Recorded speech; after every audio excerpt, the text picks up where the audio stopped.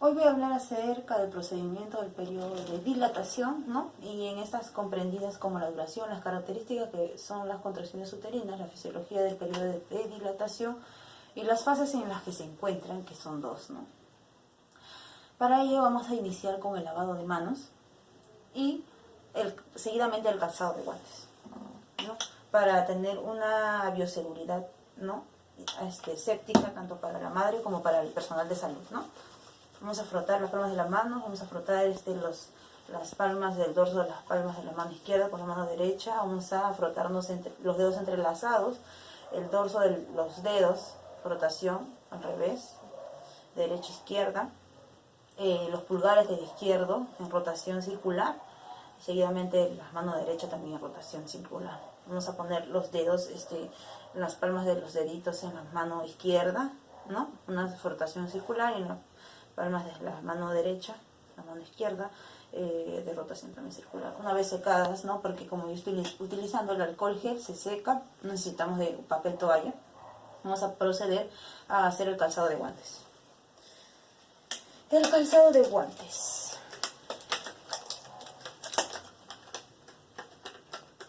El calzado de guantes. Vamos a intentar que voy a buscar un guante que sea a nuestra medida. En este caso yo estoy utilizando un guante que tengo por ahí, y creo que no me da, pero vamos a hacer la inspección tanto como el tacto vaginal, y vamos a representarlo, ¿no? Con el test de Bishop, porque es importante, ¿no? Está el test de Bishop para considerar la consistencia, la posición, el borramiento, la dilatación y la presentación en la que se encuentra, ¿no? Una vez colocadas los guantes, vamos a proceder, ¿no?, a explicarte a la paciente, ¿no?, cuál es el procedimiento que se va a adquirir. Para ello le vamos a decir a la paciente que se descubre la parte inferior, darle una bata para que se coloque y se acueste en la camilla, y seguidamente que se recueste, abra las entre cuclillas, o sea, entre rodillas separadas, ¿no?, para poder proceder a evaluar. Una de las características importantes de ella, al momento de la inspección, se va a percibir que no haya ningún sangrado, ¿no?, porque acá tengo una maqueta del cuello del cervix, que no haya ningún sangrado, ¿no?, que no haya ningún líquido amniótico. Vamos a valorar el color y el olor, la secreción vaginal que se puede presentar, el moco, ¿no?, todo ello, ¿no? Vamos a valorar también la duración, y vamos a escribir qué es la duración, o sea, en qué representa o en qué nos puede significar la duración en el periodo de dilatación, ¿no? Este periodo de dilatación con respecto a la duración nos va a generar que es la primera contracción del parto verdadera, ¿no? Que esta contracción uterina va a ser suficiente, ¿no? O sea, va a ser frecuente o alcanza la frecuencia, la duración y la intensidad suficiente para que se inicie el borramiento y la dilatación cervical, y termine con una dilatación del 10 centímetros, que es ya en el momento del parto. Para esto vamos a pedir también su estructura promedio, ¿no?, con respecto a las nulíparas y a las multíparas. En las nulíparas encontramos que en este proceso va a ser la transición de horas de 7 a 8 horas, y en las multíparas va a ser de 5 a 6 horas. Estas características de las contracciones representan la frecuencia, la duración y la intensidad con respecto a la fase activa. Y esta nos representa que la frecuencia es de 3 a 10 minutos, la duración viene a ser de 35 segundos, en todo caso de 30 a 90 segundos, y en respecto a la intensidad nos va a corresponder de 30, o corresponde, ¿no?, de 30 a... de 30 a 50 milímetros por mercurio, si no me equivoco. Seguidamente vamos a pasar a la fisiología de este periodo, ¿no?, que es de la dilatación, y va a comenzar con el borramiento. El borramiento o la incorporación cervical, ¿no? Este procedimiento nos va a traer respecto a las fibras, ¿no?, musculares, cómo se van a desarrollar madurar, con la maduración cervical. En este periodo de borramiento encontramos la reducción de la longitud del canal del cérvix. Esta nos va a indicar así por las contracciones uterinas y la fisiología bioquímica que representa el canal del cérvix. Con respecto a la longitud, hablamos de un adelgazamiento de 3 a 4 centímetros. Nos va a representar, ¿no? Seguidamente podemos hablar de una consistencia. Si estamos hablando de 3 a 5 centímetros, estamos hablando de una consistencia como la consistencia de la nariturita, ¿no? Pero si hablamos una consistencia como del labio, estamos hablando ya que hay una longitud más delgada del borramiento del canal del cérvix, ¿no? Vamos a pasar de la dilatación cervical. En esta dilatación cervical se presenta la atracción que ejerce, ¿no?, la contracción uterina, o las fibras del cuerpo uterino por medio de esta presión que es hidrostática, ¿no? Y esta va a ser de forma espiral. Nos representa también el orificio cervical por medio de la triple gradiente descendiente. Y con respecto a las bolsas, que es otra clasificación, a las bolsas de agua, estas bolsas de agua son líquido amniótico, que son de membranas coriónicas y amnióticas, como se dice, ¿no? Esta nos va a prevenir cuando al momento del parto al bebé o por el trayecto del canal vaginal no ingrese ningún germen. Es como un método de protección para el feto, ¿no? Respecto a la fase hasta las 2 fases según Friedman, ¿no? Ha valorado la maduración del cérvix al momento del periodo de dilatación, que va a haber modificaciones y bioquímicas, no físicas, tanto como en el momento en la que se va dando el periodo de la dilatación, ¿no?, la frecuencia, la intensidad y todo, ¿no?, como el motivo de las horas. Una de ellas es la fase latente. Esta es la fase más lenta o la fase más prolongada, que se inicia cuando esta se coloca al canal, el cuello del útero a 4 centímetros, ¿no? Y en la fase activa hablamos de mayor de 4 centímetros. Esta se inicia cuando entramos a la segunda fase, ¿no?, que es el periodo de expulsivo, ¿no?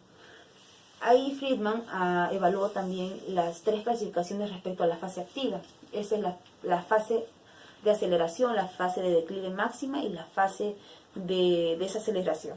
La fase de aceleración, esta comprende, ¿no?, de 4 a 6 centímetros. La fase de declive máxima comprende de 7 a 8 centímetros y la fase de desaceleración comprende de 9 a 10 centímetros cuando está ya completo la dilatación máxima, ¿no?, que es la de 10 centímetros para una salida del feto, ¿no?, de una encajamiento. Bueno, con respecto a ello, ¿no?, antes de valorar o evaluar, ¿no?, a la paciente, más que todo vamos a tratar de limpiar esa zona, ¿no?, para ver o evaluar respecto a la consistencia o a cómo se encuentra esa zona, ¿no?, si hay secreción, como ya lo mencioné, secreción, sangrado, ¿cómo se llama?, el moco cervical, el líquido, el olor, todo, ¿no? Agarramos, ¿no?, una solución antiséptica con la mano izquierda, ¿no?, y con la mano derecha tratamos de limpiar, ¿no?, la zona vulvar. Esto nos va a permitir que a la hora de la examinación, ¿no?, con el test de Bishop, porque siempre es una valoración que se da en este periodo, ¿no? El test de Bishop es muy importante. Como ya lo mencioné, este es un test cuantitativo, ¿no?, que va a desarrollar la maduración cervical en este proceso. Y con respecto a la fase activa, esta va a ser su intensidad de las contracciones va a ser más frecuente, ¿no? Esta va a ser, del dolor ya no va a pasar solamente en la zona, por así decirlo, en la zona baja, sino va a pasar el dolor al hipogastrio. La frecuencia de las contracciones va a ser de 3 por 10 minutos, seguidamente la duración, ¿no?, de 30 a 90 segundos. Y Y como en las nulíparas son mayor duración de estas contracciones y mayor es la hora, en cambio en las de 2 horas estamos hablando de las nulíparas, y en cambio en las multíparas va a ser de 1 hora y media, ¿no? Esta comprende así. Para ello vamos a evaluar la fase de donde se va a modificar estas aplicaciones, ¿no? Por ejemplo, aquí voy a hacer una pequeña demostración del bebé, ¿no? Aquí vemos, ¿no? ¿Cómo se llama? El canal de cervix. Voy a hacer una presentación, vamos a valorar el test de Bishop, ¿no? Y aquí vemos una abertura. Vamos a ver. Acá vemos una consistencia, ¿no? Reblandecida, ¿no? Reblandecida, no es dura, sino que ya hay una incorporación y un borramiento, ¿no? Un borramiento al 100%, que se puede decir, porque ya se ve, y una dilatación de 4 centímetros, ¿no? Dilatación de 4 centímetros, y esta presentación la vamos a poner así, ¿no? Fija, que está cerca, no, bueno, está en las 2 espinas ciáticas, ¿no? Una dilatación de 4 centímetros.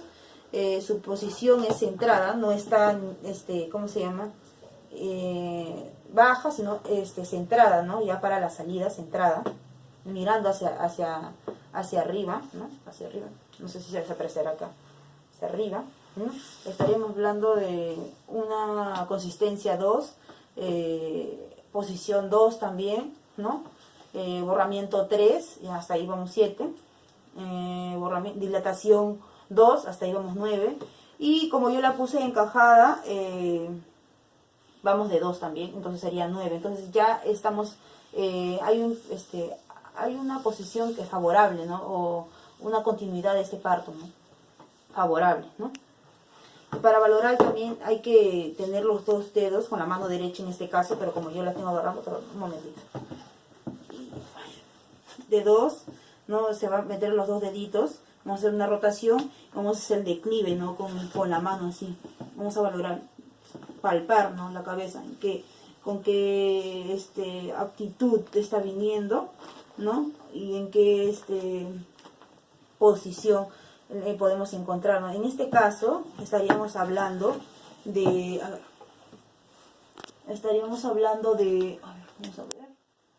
de un occipito, de un occipito ilíaca derecha anterior, ¿no? Mira cómo se puede ver acá, de un occipito ilíaca derecha anterior, ¿no? Esta sería la demostración. Yo le voy a dar pase a mi compañera para que siga con el procedimiento de la dilatación. Número 9. Palpe las membranas. Las membranas se palpan a través del orificio cervical que está dilatado, como un globo con agua. Ya que esta es nuestra pelvis, podríamos poner por aquí nuestro globro de agua. A ver, ¿cuándo tendría una dilatación? La dilatación de la gestante. En las madres primiparas se establece que el promedio de duración de la fase activa, la dilatación es de 4 a 10 centímetros, es de 8 horas. ¿Cuántas dilataciones puede tener una mujer para dar a luz? El borramiento del cuello útero debe ser del 100% y la dilatación debe ser 10 centímetros antes del parto vaginal. Sigamos con el siguiente. Si las membranas están rotas, nosotros debemos asegurarnos de que no haya prolapso en el cordón umbilical. Dicen, si las membranas están rotas, asegurarse de que no haya un prolapso de cordón umbilical. ¿Por qué nosotros tenemos que asegurarnos si no hay un prolapso? En el prolapso del cordón umbilical es la posición anormal del cordón como delante de la parte de presentación fetal, a manera que el feto comprime el cordón durante el trabajo del parto y provoca una hipoxemia fetal.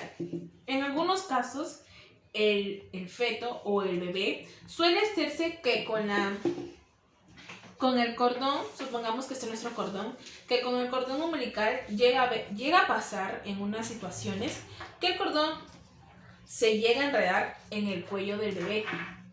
Y ahí es donde nosotros tenemos una hipoxemia fetal. Hay 2 prolapsos. el prolapso oculto y el prolapso manifiesto.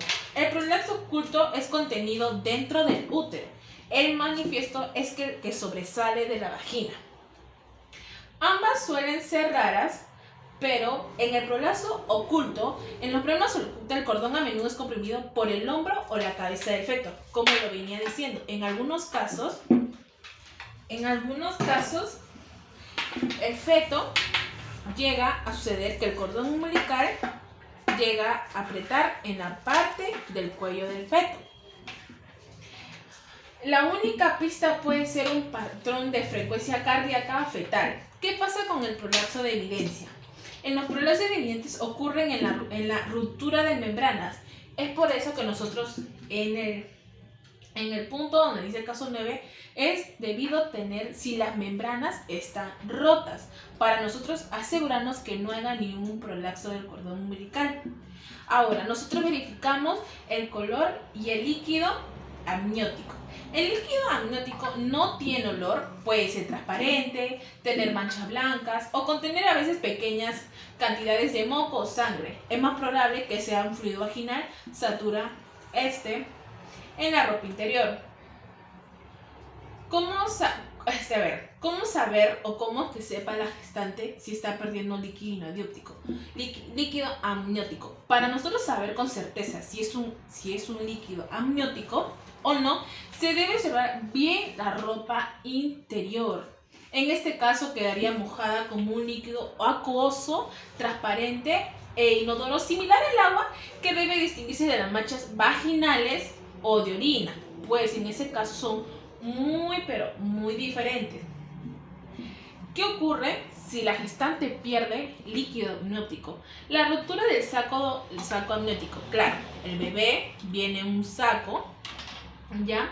¿Qué es lo que pasa? O bolsa amniótica solamente es normal en las horas previas de parto. Por eso digo, hay dos prolapsos que nosotros tenemos que tener en cuenta: el prolapso oculto y el prolapso evidente. En el prolapso oculto es donde el feto se enreda con el cordón umbilical en la parte del cuello, y en el prolapso evidente también puede producirse en la presentación de vértice, en especial si se produce una rotura de membranas. Eso sería en la pregunta número 9. Vamos con la pregunta número 10.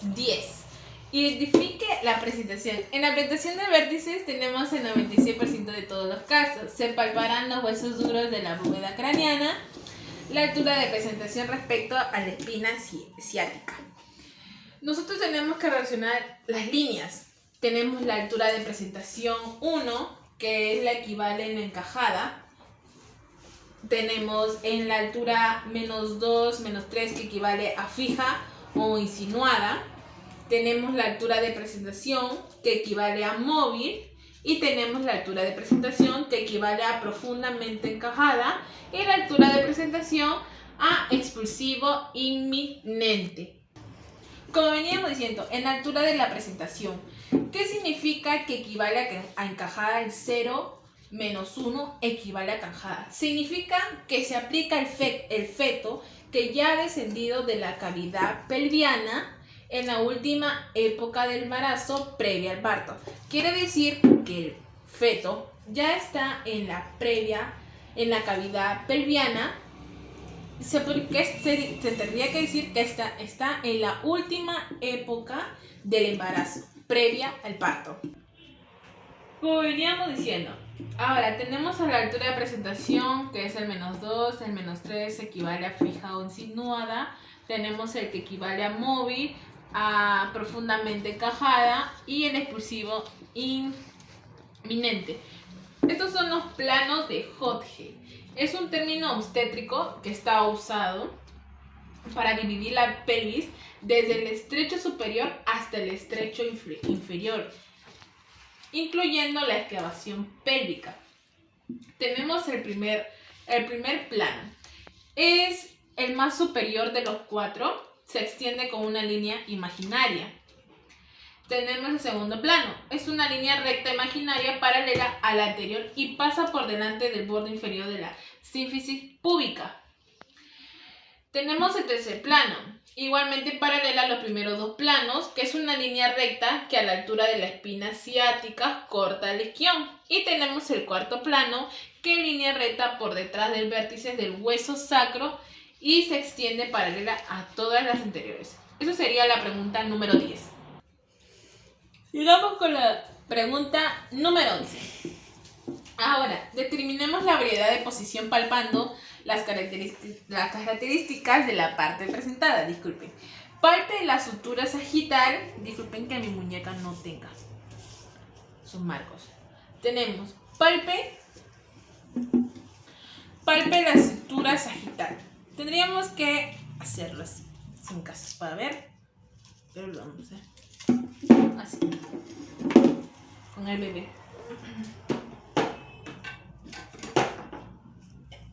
Palpe la sutura sagital, por lo general se encuentra en el diámetro oblicuo derecho izquierdo de la pelvis. En este caso sería el de aquí.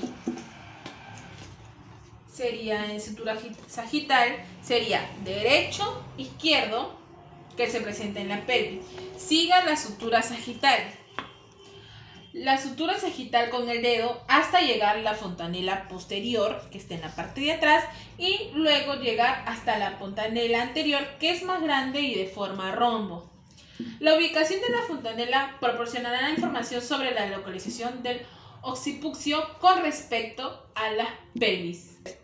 Ya, en este caso nosotros, ya que sabemos acá de las fontanelas, podríamos ya saber la localización del occipucio con respecto a la pelvis, como occipito ilíaco izquierdo, el occipito cúbico, el ilíaco derecho, transverso derecho, los diámetros, las fontanelas que veníamos diciendo, la fontanela posterior, que es pequeña y de forma triangular, y la fontanela superior, la fontanela anterior, que es más grande y de forma romba. Ahí tendríamos el ilíaco transverso y tendríamos el ilíaco derecho.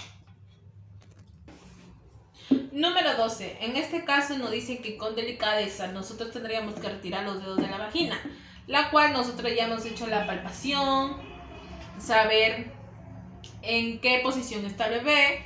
Ahí en esa palpación nosotros llegamos a palpar a la gestante para saber en qué posición se encuentra el feto.